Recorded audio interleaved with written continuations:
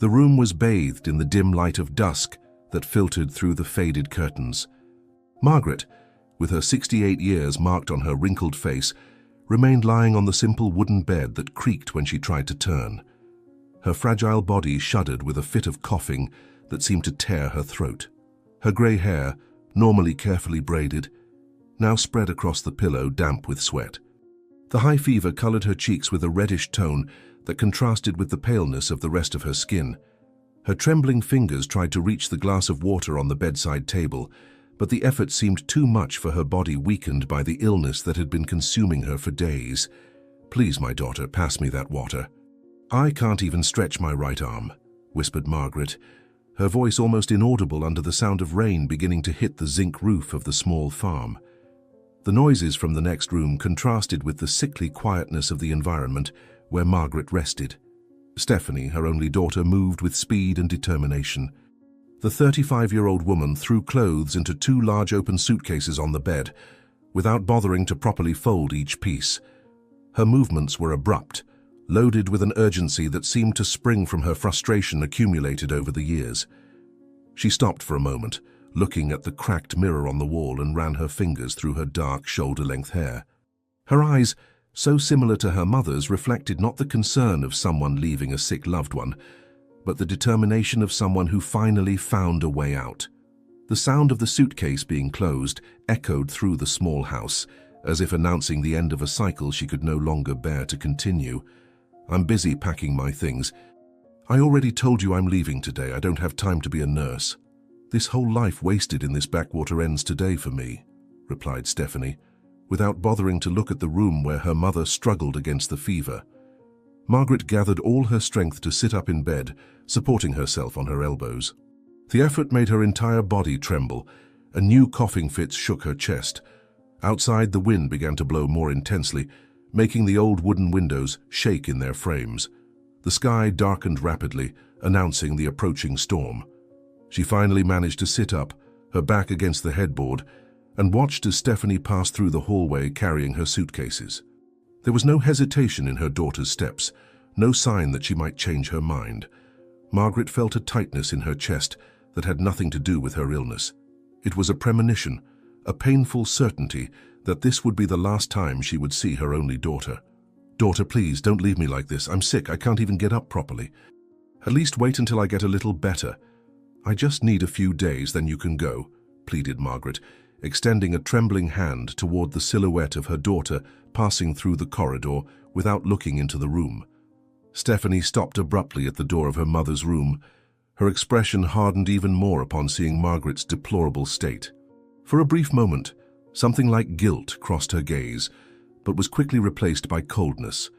She adjusted the bag hanging on her shoulder and leaned against the doorframe, as if wanting to maintain the greatest possible distance between herself and that bed, between herself and that life she was determined to leave behind. The first thunders sounded in the distance, and the light of a lightning briefly illuminated the room, highlighting the cracks in the walls and the ceiling stained by old leaks. Stephanie looked at the ceiling, then at her mother, and her face contorted into an expression that mixed contempt and determination. "I'm tired of this miserable life. I've spent years stuck in this hole, taking care of a farm that gives nothing but problems and 2 useless chickens that barely lay eggs. I got a job in the capital, a man who likes me, a chance at a decent life. I won't miss this opportunity because of you," said Stephanie, spitting the words as if each one were a poison she needed to expel. The sound of rain suddenly intensified, turning into a violent downpour that punished the roof and windows of the house. The heavy drops beat hard, creating a curtain of water that further isolated the small farm from the rest of the world. Margaret felt tears running down her wrinkled face, mixing with the sweat of fever. Her entire life had been dedicated to that daughter, since she had been widowed while still young.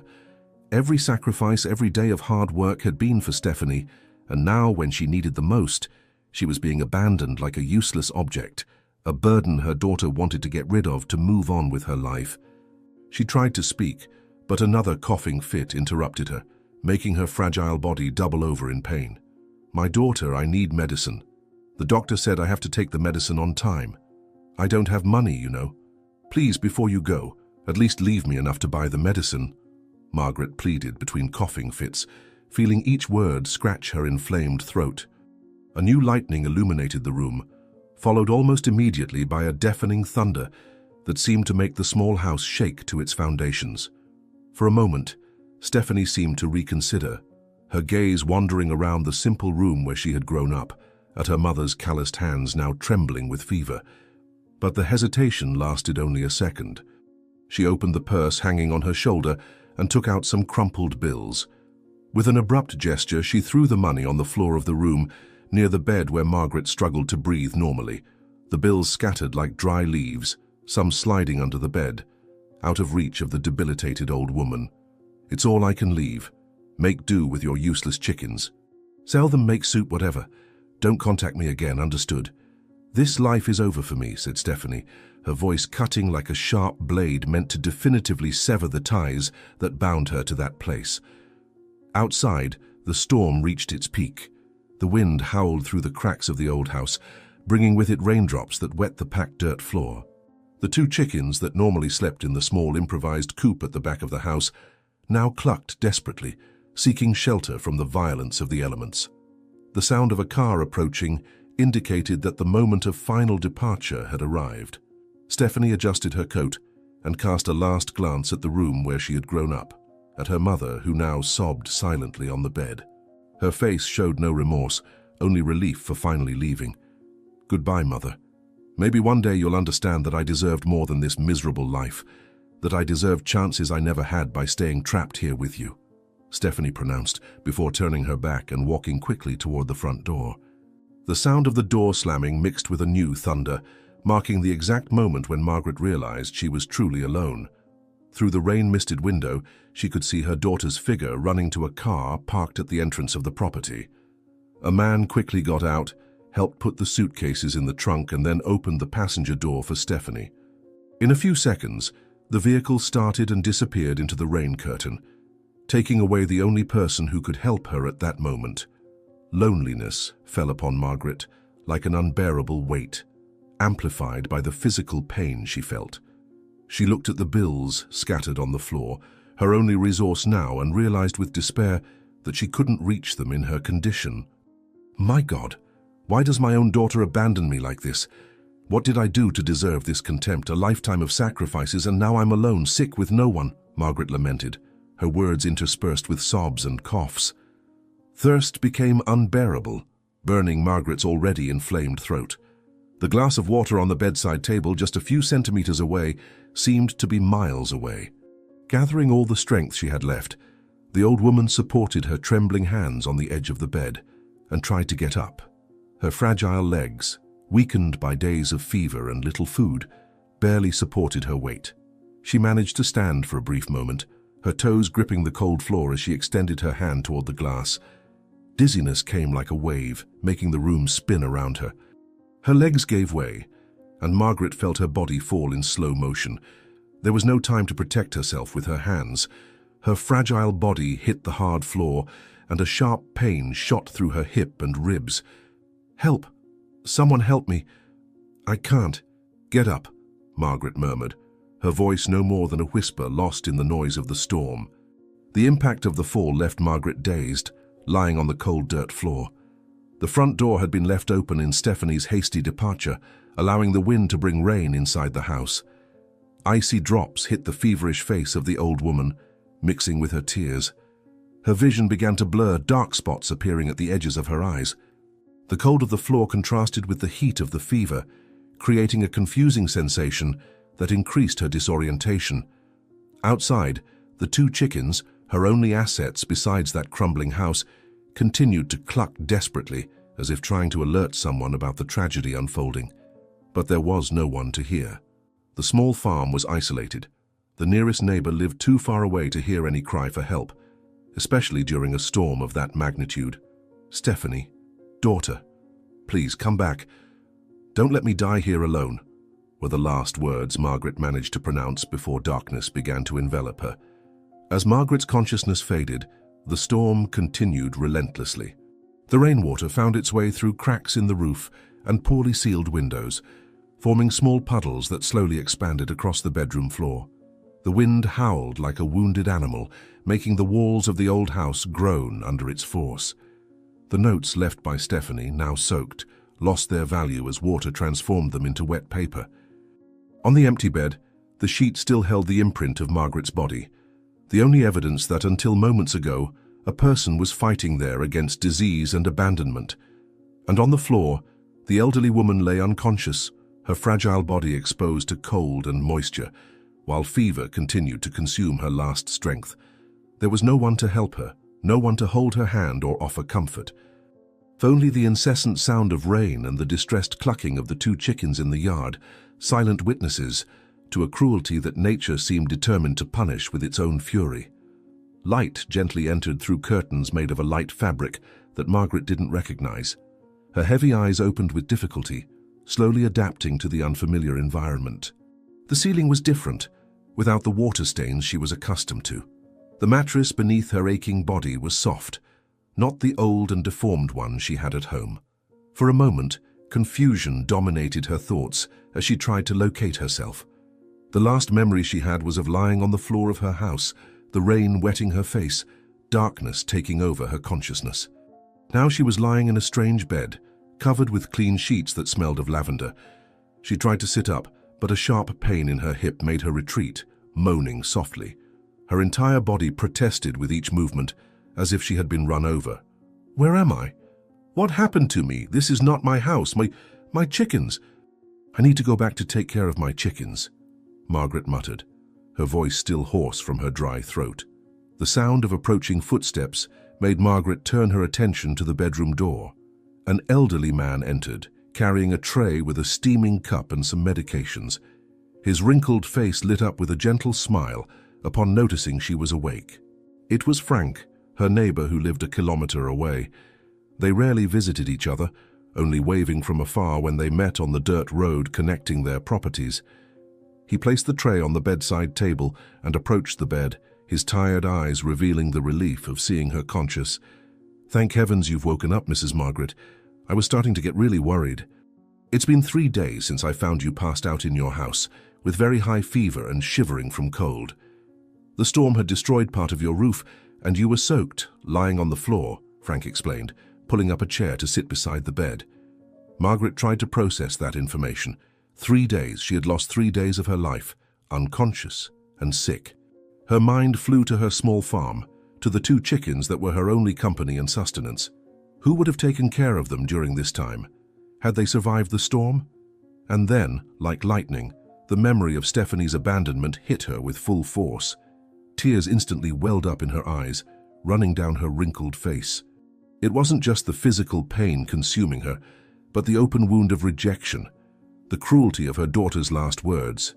She tried to hide her face in her hands, ashamed of her weakness in front of Frank. 3 days? My God, and my chickens?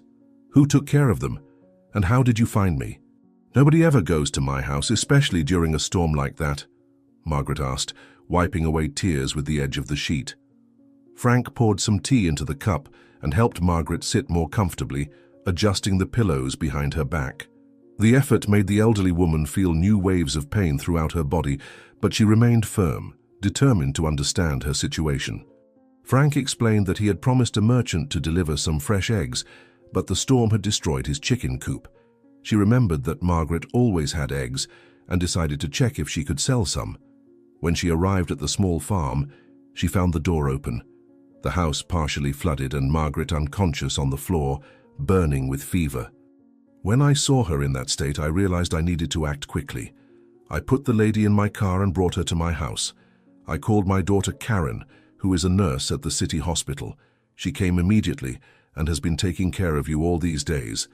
She diagnosed severe pneumonia, in addition to dehydration and a bruised hip from the fall. If you had stayed in those conditions any longer. Well, I prefer not to think about what could have happened, said Frank, his voice choked with contained emotion. Tears of gratitude replaced those of sadness in Margaret's eyes. Amid the cruel abandonment by her own daughter, fate had sent the kindness of a neighbor she barely knew. The irony didn't go unnoticed. An almost stranger had shown more compassion than her own blood. She held Frank's calloused hand between hers, squeezing it with what little strength she had. in a silent gesture of thanks that words could not adequately express. Her gaze traveled around the simple but welcoming room, noting the medications organized on the table, the always full glass of water, the care that had kept her alive. "You saved my life, Frank. I don't know how to thank you. When my own daughter abandoned me while I was sick, you who barely knows me, risked yourself in a storm to save me. God sent you to my door at that moment. How can I repay such kindness?" asked Margaret, her voice trembling with emotion. At that moment, a middle-aged woman entered the room carrying a first aid kit. It was Karen, Frank's daughter, whose face displayed the same gentle smile as her father, though her eyes conveyed the professional seriousness of someone accustomed to dealing with emergency situations. She approached the bed and, with precise gestures, checked Margaret's temperature and blood pressure. Her hands were firm but delicate, moving with the confidence of someone who knew her craft well. After the examination, her countenance relaxed, satisfied with the signs of recovery she found. "The fever has finally subsided, and your lungs are responding well to the antibiotics. You'll still need rest and to continue the treatment, but the worst is over. Now we need to take care of that hip contusion. You'll feel pain for some time, but fortunately there was no fracture," explained Karen while organizing some medications.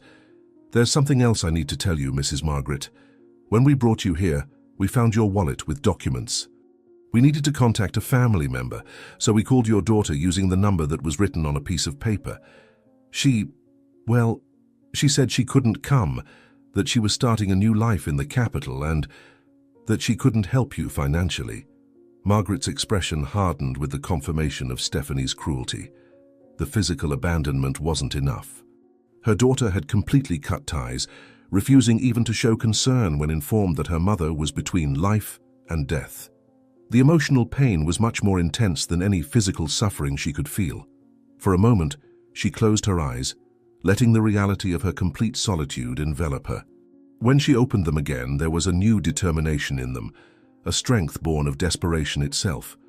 "It doesn't surprise me. She made it clear that she wanted nothing more to do with me, with our life on the farm. But there's something I don't understand. I had some money saved in the joint bank account. It wasn't much, but it would be enough to pay for treatment.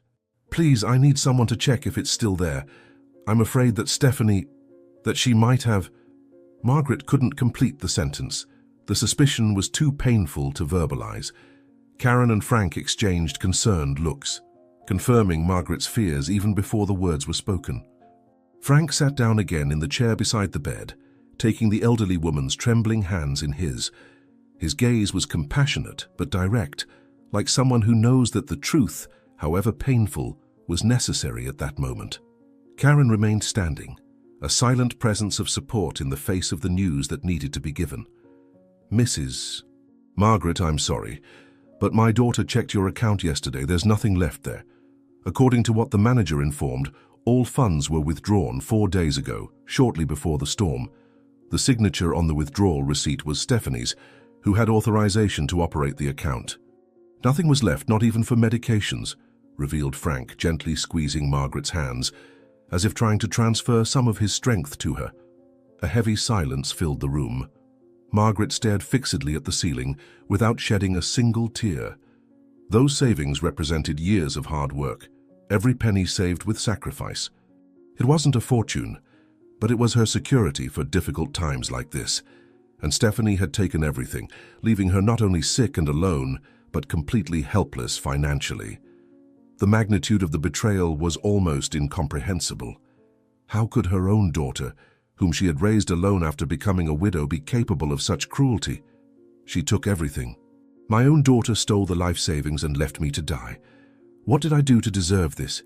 How could I raise someone capable of such coldness? Now I'm sick, without money, alone. And on top of that, causing trouble for you, who barely know me," Margaret poured out, her voice laden with a mixture of sadness and indignation. After a few days of recovery at Frank's house, Margaret insisted on returning to her small farm. Despite the protests of her neighbor and his daughter, she felt like an intruder, consuming resources from people who already had their own difficulties. Besides, she was worried about her chickens, her only remaining asset. Frank finally agreed to take her, under the condition that Karen would visit her daily to continue the treatment. The journey back was silent, each bump of the car on the dirt road causing pain in Margaret's still fragile body. As they approached the small property, the elderly woman could see the damage caused by the storm. Part of the roof had collapsed, the yard fence was destroyed, and the garden she cultivated with such care was completely ruined. "My God, Frank, look at this. My house is destroyed. How will I live here? How will I manage to rebuild everything alone, without money, without strength?" "Maybe Stephanie was right. Maybe this life isn't worth it after all," muttered Margaret, the discouragement palpable in her voice as the car stopped in front of the damaged house. Frank helped Margaret get out of the car and enter the house. The interior was in even worse condition. Furniture damaged by water, moldy clothes, utensils scattered across the floor.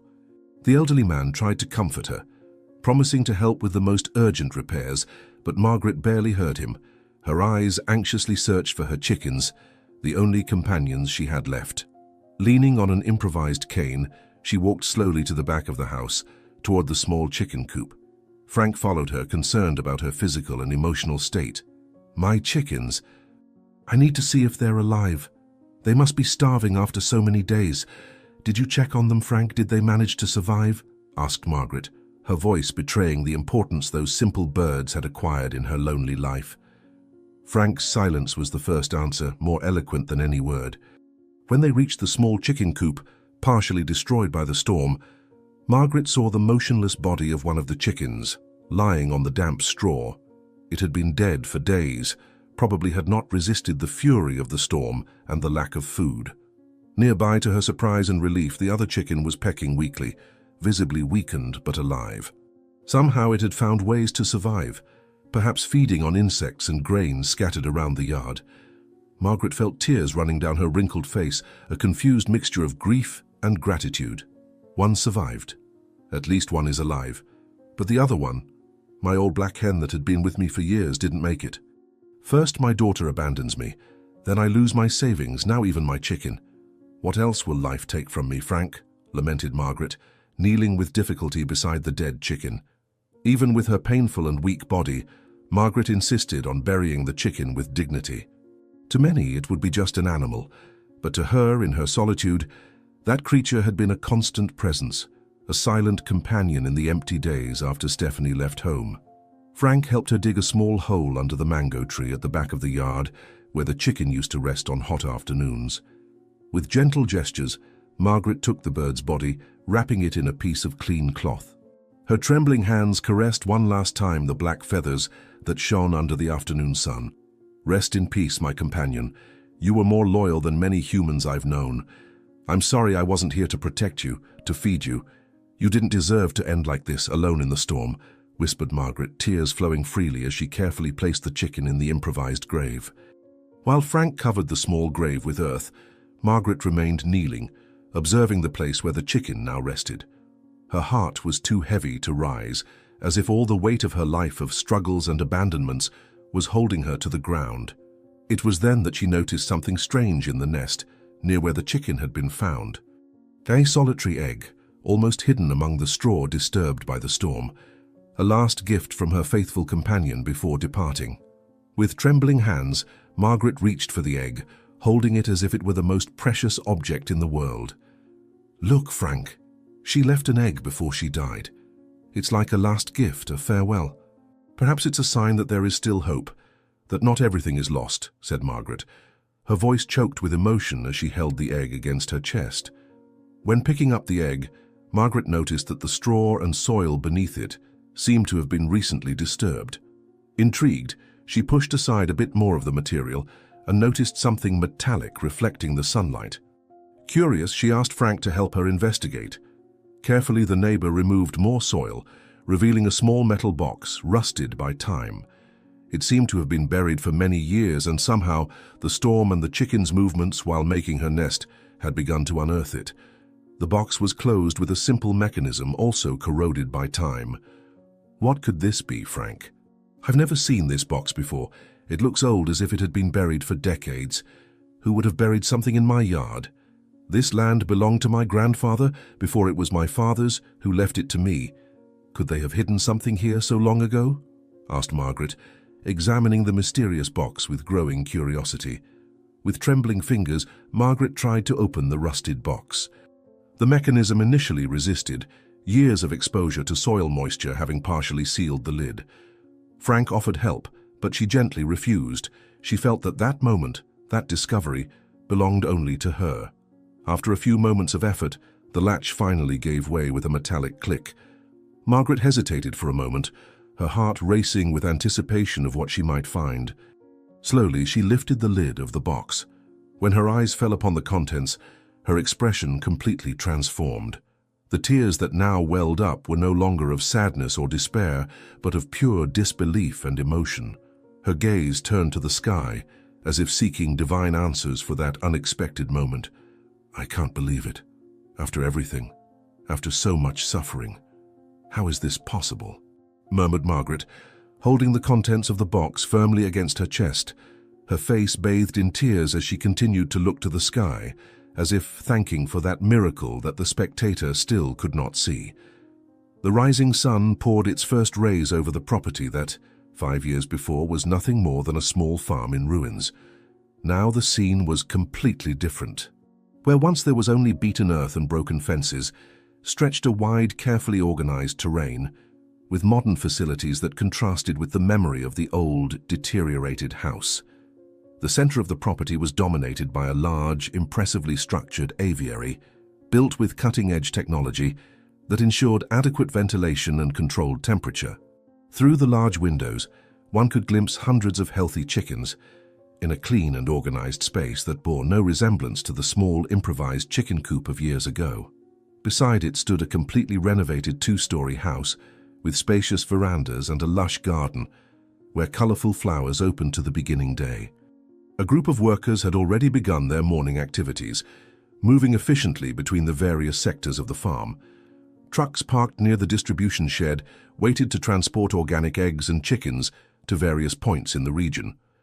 What was once a scene of poverty and abandonment had been transformed into a model of prosperous rural enterprise. Anyone who looks at all this today can hardly imagine what it was like before. From despair and loneliness was born this place, this new life. Sometimes I still wake up thinking it's all just a dream, that I'll open my eyes and be back in that old bed, sick and abandoned, reflected Margaret as she observed her property from the window of her room on the 2nd floor of the renovated house.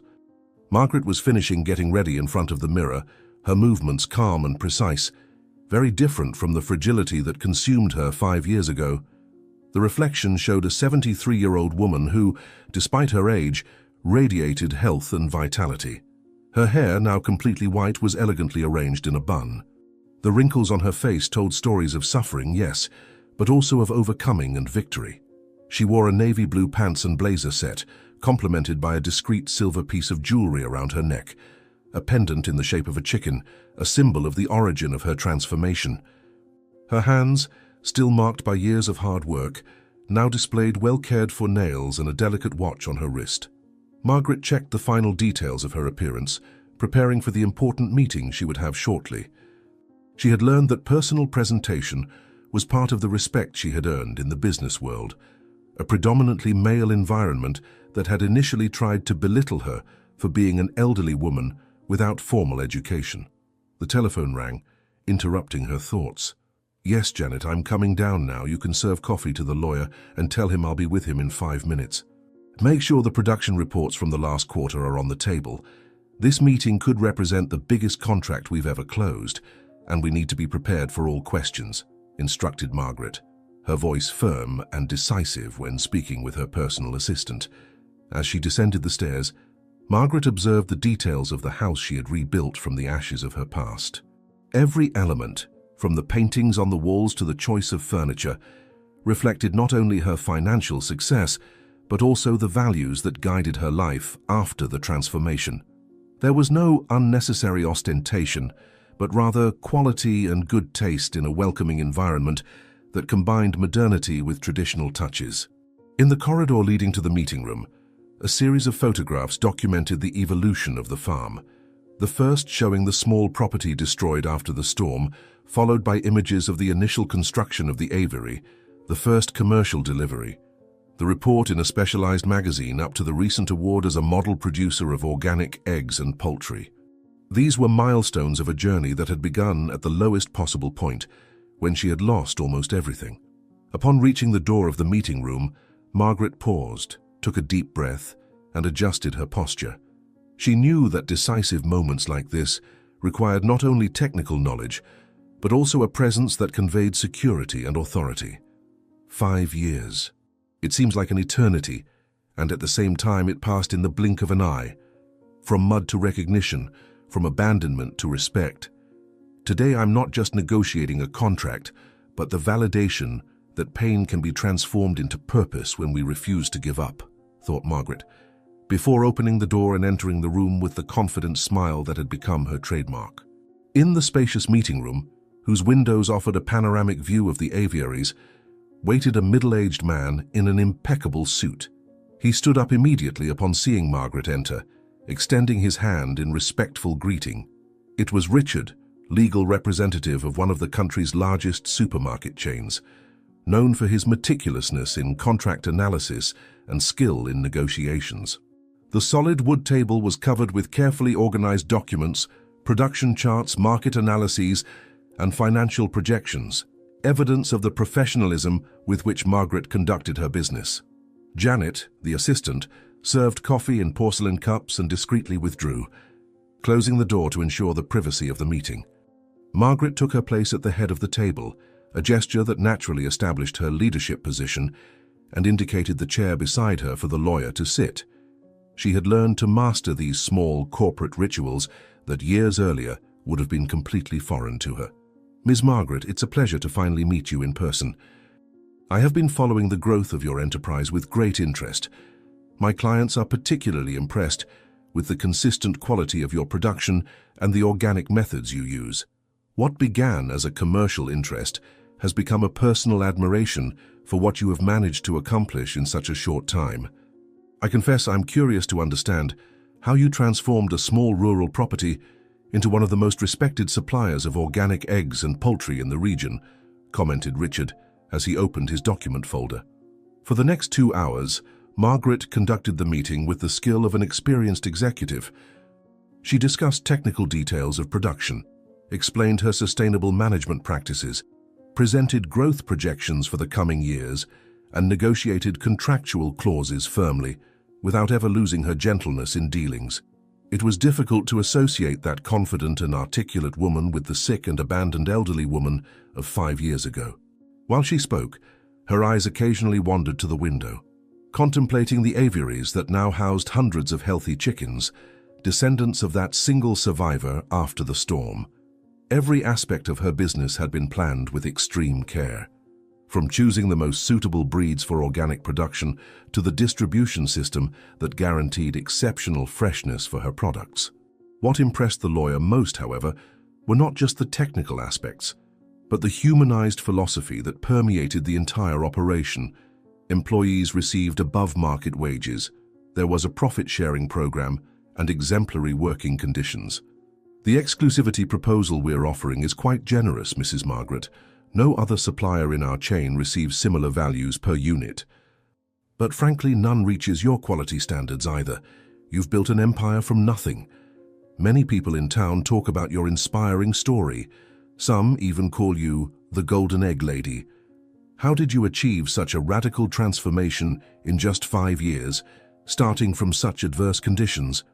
Asked Richard, leaning back in his chair after finalizing the review of the contractual terms.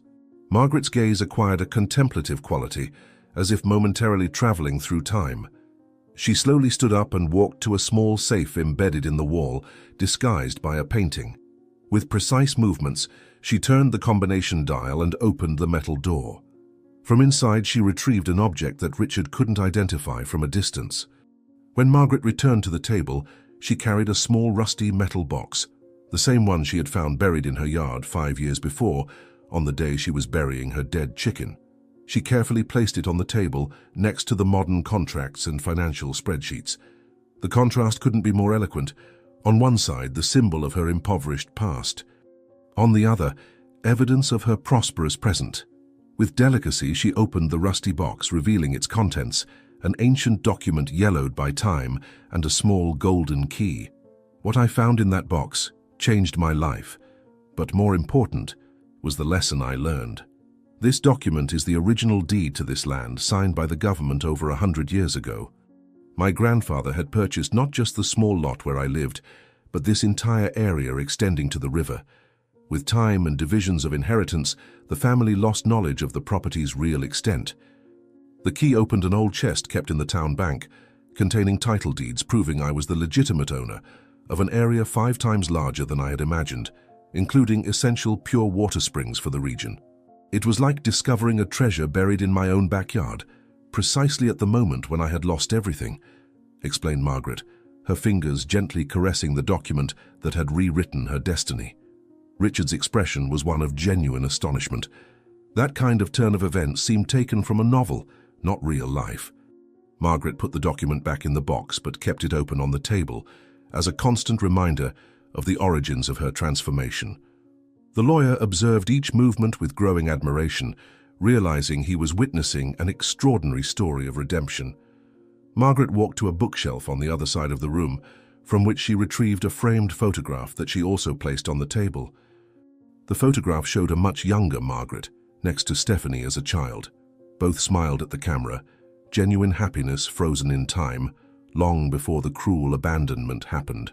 The elderly woman contemplated the image for a few moments, her eyes revealing a complex mixture of emotions: love, sadness, resignation, and surprisingly gratitude. When I discovered the true extent of my lands, I could have simply sold everything and lived comfortably for the rest of my life. But something inside me had changed. My daughter's abandonment, although painful, freed me from an emotional dependency that kept me stagnant. I decided to build something meaningful, not just for myself, but for others who, like me, were abandoned when they needed support the most. Part of this farm's profits maintains a support home for elderly people abandoned by their families. There, they not only receive medical care, but also have the opportunity to feel useful again, working in handicraft production and cultivating a community garden. Pain can either destroy us or transform us. I chose transformation, revealed Margaret, her gaze fixed on the photograph while sharing the deeper dimension of her journey. Richard listened in respectful silence, understanding that he was witnessing something much greater than a simple story of business success. It was a testimony of human resilience, of dignity reclaimed after humiliation, of the ability to transform abandonment into renewed purpose.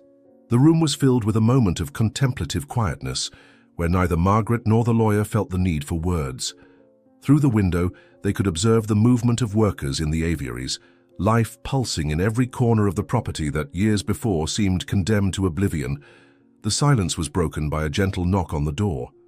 Janet entered discreetly, carrying a tray with fresh water and a folded newspaper. She approached Richard and whispered something in his ear. The lawyer nodded, his countenance acquiring an expression of surprise and interest. Janet left the tray on the table and withdrew again, closing the door behind her. "Mrs. Margaret, we were so involved in our conversation that I almost forgot. I brought something that might be of interest to you. In fact, this is why I insisted on coming personally, instead of sending one of our associates to finalize the contract. Have you seen this? Your daughter is in the headlines," said Richard, extending the folded newspaper to Margaret, pointing to a prominent article on the front page. Time seemed to slow down as Margaret reached out to take the newspaper. 5 years had passed without any contact with Stephanie. No calls, no letters, no visits. It was as if her daughter had completely disappeared from her life after that stormy afternoon of abandonment. In the first few months, Margaret had tried to locate her, driven more by maternal concern than by a desire for reconciliation. Eventually, she came to terms with the silence, focusing on rebuilding her life and transforming pain into fuel for her achievements. Now suddenly, Stephanie's name resurfaced, not through direct contact, but emblazoned on the pages of a newspaper. With slightly trembling fingers, the only outward sign of her contained emotion, Margaret unfolded the paper. The headline immediately jumped out at her, accompanied by a photograph of Stephanie, visibly haggard, being escorted by police officers. The title was impactful: "Woman victim of $1 million scam loses everything. fugitive ex-boyfriend wanted in several states. My daughter. After all this time, how could she end up like this? The money she took, my savings, the emptied account, all lost to this man, and now she's alone, without resources, possibly ill, exactly as she left me 5 years ago. Life has cruel ways of teaching its lessons, murmured Margaret, her voice almost inaudible as her eyes quickly scanned the lines of the report. As she read, Margaret's expression gradually transformed. The initial shock gave way to a complex mixture of emotions. The article detailed how Stephanie had been the victim of an elaborate scam perpetrated by the boyfriend with whom she had fled 5 years before. The man, who presented himself as a successful businessman, had convinced Stephanie to invest all her savings, including the money she had withdrawn from the joint account with her mother, in an alleged real estate venture. Over the years, he gradually isolated her from any social contact, controlling all aspects of her life while dissipating her resources on gambling and personal luxuries. When there was nothing left to exploit, he disappeared, leaving her indebted and facing legal proceedings for bounced checks and unpaid loans. The scam had been so devastating that Stephanie lost not only all her money, but also the apartment where she lived, being evicted after months of unpaid rent. The report mentioned that she had been found unconscious in a public shelter, suffering from severe malnutrition and untreated health problems. She was hospitalized in serious condition at the municipal hospital. After all these years, she needs my help. My daughter is alone, sick, without resources, exactly as I was when she abandoned me. It's as if fate had closed a perfect circle, returning to her the same suffering she caused me, said Margaret, lifting her gaze from the newspaper to face Richard, her expression an indescribable mixture of shock, concern, and something deeper, a moral questioning that now presented itself. The capital's hospital projected an aura of impersonal efficiency, with its white walls and the strong smell of disinfectant that permeated every corridor. Margaret walked with slow but determined steps through the labyrinth of wings and sectors, following the signs that pointed to the intensive care unit. In her hands, she carried a bouquet of fresh sunflowers, picked that morning from her own greenhouse, flowers that symbolized strength and the ability to always seek light, even on the darkest days. Her elegant figure, in a navy blue straight-cut dress, complemented by a discreet pearl set, stood out from the clinical environment and the people crossing her path. Hurried staff, family members with worried expressions, patients in different stages of recovery, all seemed to carry the weight of human fragility that those walls witnessed daily. Margaret had left the farm immediately after receiving the news about Stephanie, asking Richard to finalize the contract details with her assistant. Some decisions transcended business, and this was one of them. During the 3-hour journey to the capital, her heart had experienced a true storm of contradictory emotions. The still-living pain of abandonment, the genuine concern of a mother, the resentment that reluctantly refused to dissipate, and overriding all of this, a surprising serenity about what needed to be done. After 5 years without any contact, Stephanie will see me completely transformed. I'm no longer that sick, abandoned elderly woman waiting for death in a bed. I come now not for revenge, nor just out of compassion, but to close a cycle that began with pain and can end with a deeper lesson for both of us, reflected Margaret, while waiting for the elevator that would take her to the 5th floor. The corridor of the semi-intensive care unit was quieter, with closed doors hiding individual stories of struggle and recovery. Margaret stopped in front of the nursing station, where a middle-aged professional was typing information into a computer. She identified herself as Stephanie's mother and was informed about her daughter's condition. She had arrived in critical condition, with severe malnutrition, profound anemia and early pneumonia, but was now stabilized and transferred to a regular room. The nurse explained that Stephanie had shown signs of depression, initially refusing to cooperate with the treatment. She also mentioned that no other family member or friend had visited or even called for information, a fact that provoked an involuntary pang of compassion in Margaret. The professional led her to room 507, offering a brief encouraging smile before returning to her duties. Margaret remained motionless for a few moments in front of the closed door, reorganizing her emotions and thoughts. What would she say first? How would she react if Stephanie rejected her again? She took a deep breath, softened her expression, and opened the door gently. Whatever her reaction, I will not allow the past to determine my response. I am no longer hostage to that pain, nor to the desperate need for approval. I come as one who understood that some wounds only heal when we expose their contents to the open air, however painful the process may be, thought Margaret, firmly holding the bouquet as she pushed the door. The brightness of the room contrasted with the dimness of the corridor. Large windows let in natural light, illuminating the simple but clean environment. Stephanie was lying in the hospital bed, her body visibly thinner than Margaret remembered. Her hair, once well-groomed, was now dull and irregularly cut. Her pale skin accentuated the deep circles under her eyes, which now turned toward the door, observing the visitor without immediate recognition. An expression of confusion replaced the apathy in her gaze, as if trying to identify the elegant lady who had just entered. Margaret advanced a few steps, placing the bouquet on the side table, and approached the bed without saying a word. Her eyes met her daughter's, the same shape, the same color, like a mirror reflecting different life paths. The change in Margaret's appearance was so radical that, for a few moments, Stephanie continued to stare at her as if she were a stranger, perhaps a social worker or representative from some charity. "Excuse me, you must be mistaken about the room. I'm not expecting visitors. Actually, I don't know anyone in this city who would care to visit me, especially someone like you," said Stephanie in a weak voice, a slight tone of bitterness permeating her words as her eyes evaluated the fine clothes and confident posture of the visitor. A solitary tear escaped from the corner of Margaret's eye, not of sadness, but as a physical manifestation of the recognition of how much time had passed, how many transformations had occurred. She sat calmly in the chair beside the bed, without diverting her gaze from her daughter's face. She hadn't planned this moment, hadn't rehearsed words or gestures. She let the silence fill the space between them for a few seconds, allowing the presence to speak for itself.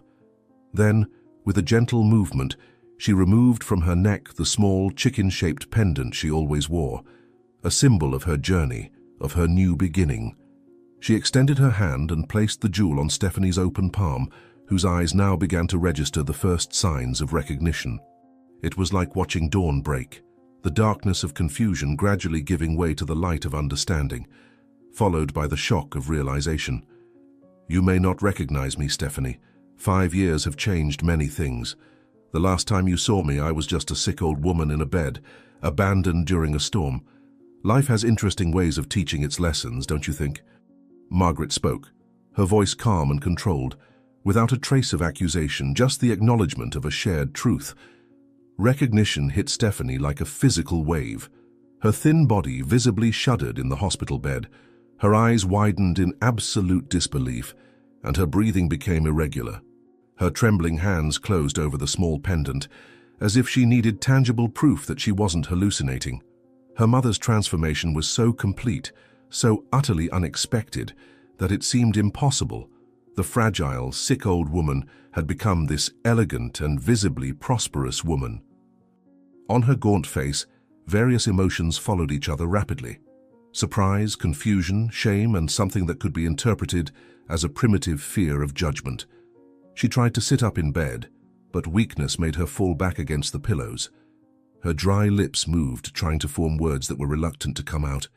"Mother, how are you like this? It's impossible. You were sick, without resources, living on that miserable farm. I thought you wouldn't survive that storm. How can you appear now, after so many years, looking like this?" Stephanie stammered, her voice oscillating between disbelief and a kind of desperation, as if her mother's evident success were a silent accusation of her own failures. Margaret adjusted herself in the chair, crossing her legs in an automatic gesture of composure. There was no hostility in her posture, nor the submission that characterized her interactions with her daughter in the past. There was a serenity that only people who have faced their inner storms can emanate. She observed with clinical attention the visible signs of Stephanie's suffering, the debilitated body, the frightened eyes, the restless hands that still held the pendant as if it were an anchor to reality. For a brief moment, she saw beyond the adult woman, seeing the child she had cradled in her arms, the rebellious teenager who dreamed of a different life, the young adult whose ambitions had turned into bitterness. Her eyes softened with this broader understanding, although her posture remained firm. "I survived, Stephanie.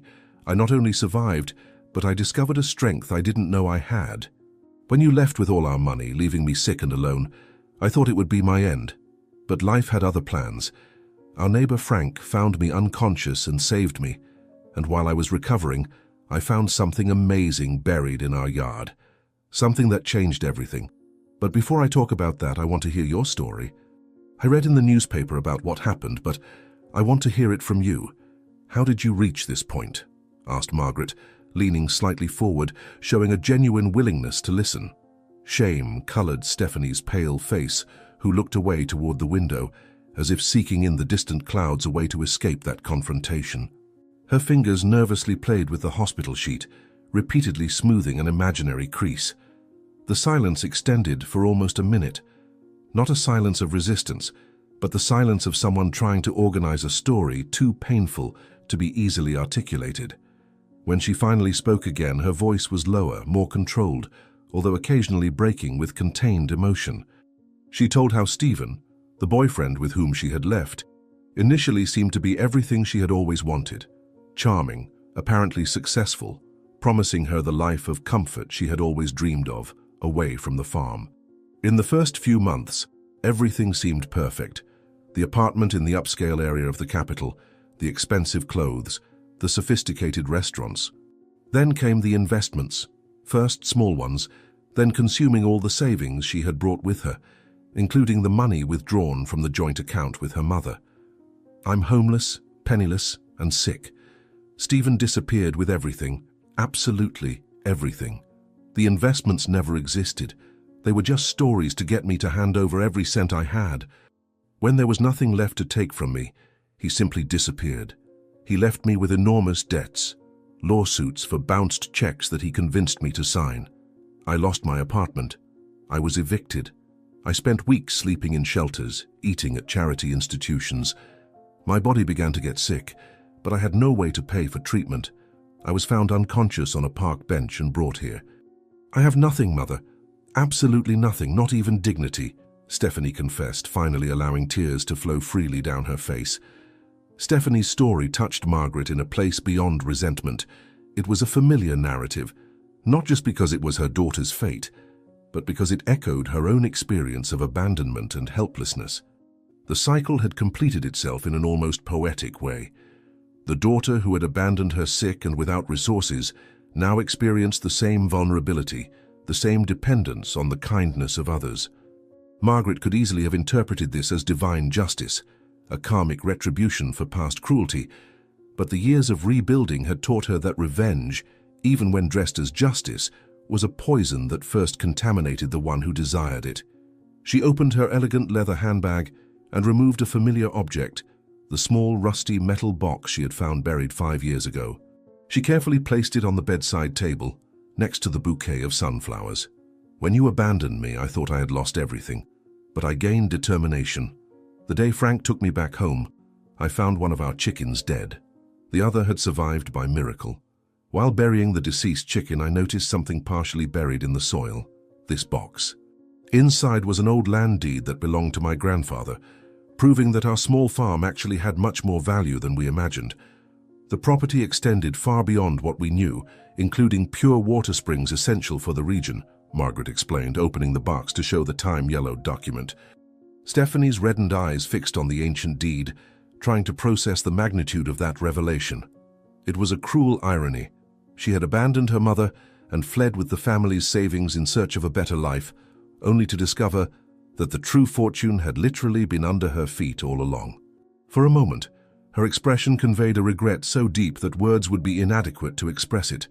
Silent tears continued to stream down her face as a greater understanding of the lost opportunity solidified in her consciousness. Instinctively, her hands sought her mother's in a gesture that was simultaneously a plea for forgiveness and an expression of disbelief at the twists of fate. All this time, the wealth I sought so much was there on the farm I despised, and I left, stole your savings, left you sick and alone, all because of a man who ended up doing to me exactly what I did to you. What kind of person does that make me, Mother? How can you even look at me after what I did? How could you come here instead of simply letting me face the consequences of my choices?"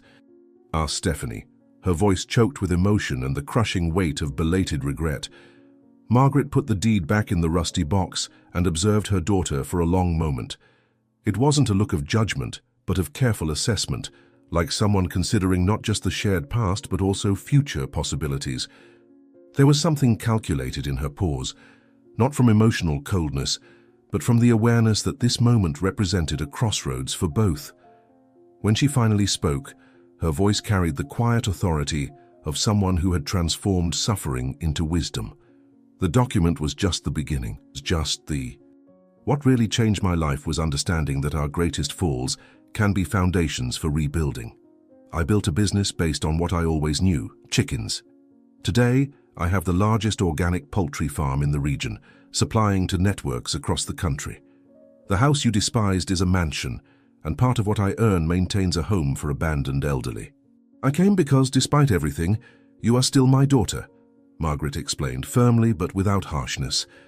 A nurse briefly entered, allowing both to digest the intensity of the moment. Afterward, Margaret moved her chair closer to the bed. Stephanie seemed smaller under the sheets, with a fragility that went beyond physical condition. It was the vulnerability of someone finally confronting the truth of their actions. "I don't deserve your help. What I did was unforgivable. I abandoned you when you needed me most, stole your money. Now I am reaping what I sowed." "Perhaps I need to feel what you felt to truly understand," replied Stephanie, a new dignity emerging amid the shame.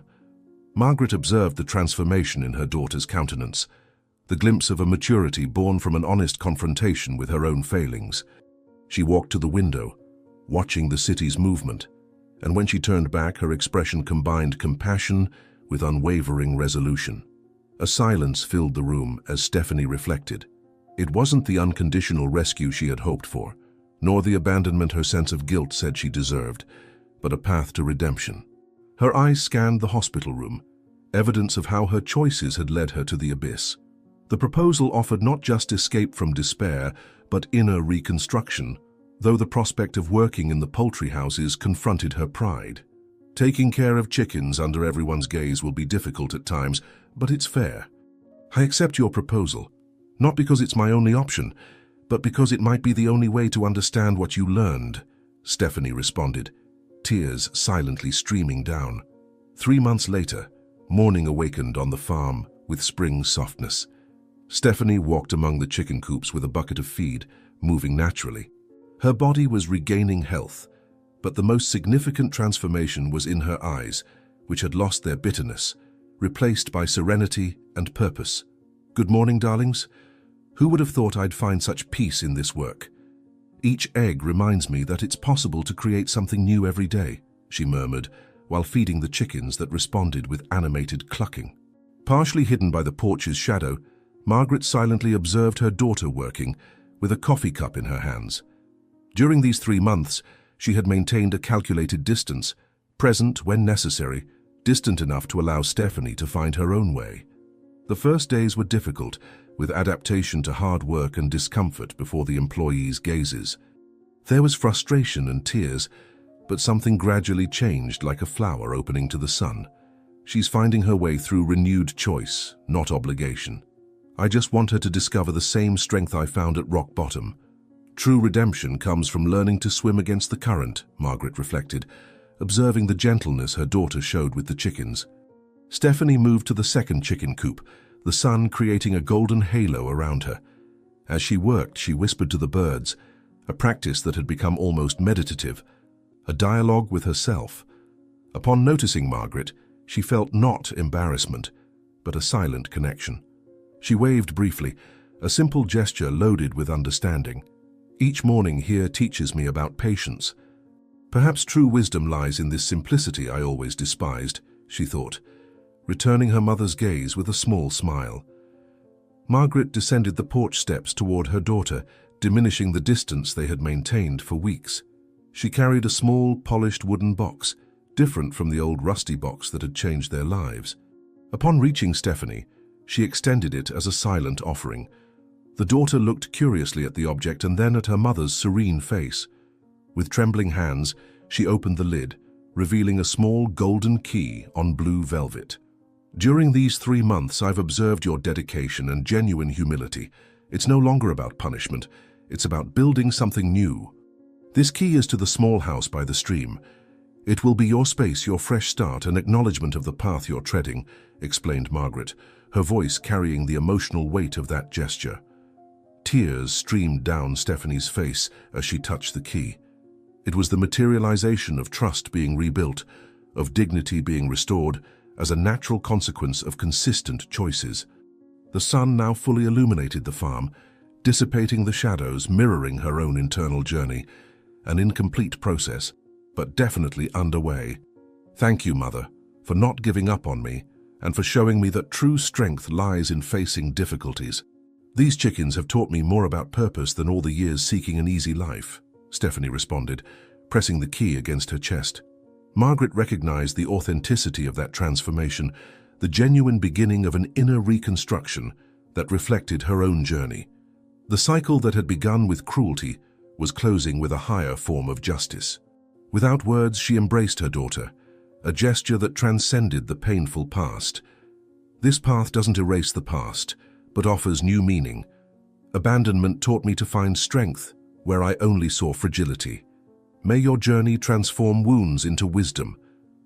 Chickens have a lot to teach us about patience, daily new beginnings, and how to transform the simple into the extraordinary, concluded Margaret as the sun fully illuminated the farm, symbolizing the new chance that both had earned. If Margaret and Stephanie's story moved you, don't forget to subscribe, like, and comment where you're from. And don't go anywhere. The next story is already appearing on the screen, made especially for you. See you soon.